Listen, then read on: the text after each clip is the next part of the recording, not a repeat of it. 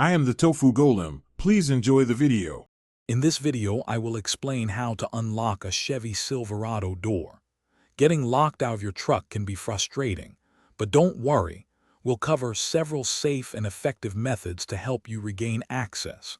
We'll discuss common tools and techniques, explore when it's best to call a professional, and share valuable tips to prevent future lockouts. Let's get started and get you back into your Silverado. When you're locked out, manual methods can be very effective.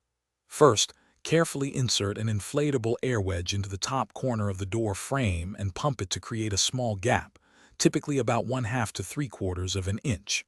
Next, slide a long reach tool, often a 1/4-inch metal rod with a rubber tip, through this gap. Aim to hook the interior door handle or press the unlock button. A single pull on the handle usually unlocks the door. Beyond the air wedge and reach tool, a slim jim can be used to manipulate the internal locking rods. However, this method requires precision and carries a higher risk of damaging your vehicle's wiring or delicate mechanisms. A straightened coat hanger, bent into a hook, can also be attempted to catch and lift the lock. Always exercise extreme caution and avoid applying excessive force to prevent costly damage to your Silverado's paint, whether stripping or internal components.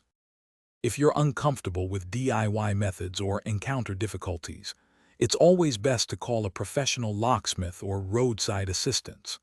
Many newer Silverados also offer remote unlocking via the My Chevrolet app, a convenient option if you have an active subscription. To prevent future lockouts, always keep a spare key in a secure, accessible location, like with a trusted friend or in a magnetic hide-a-key box. Also, remember to regularly check and replace your key fob batteries. Thanks for watching. Consider subscribing if we helped you today.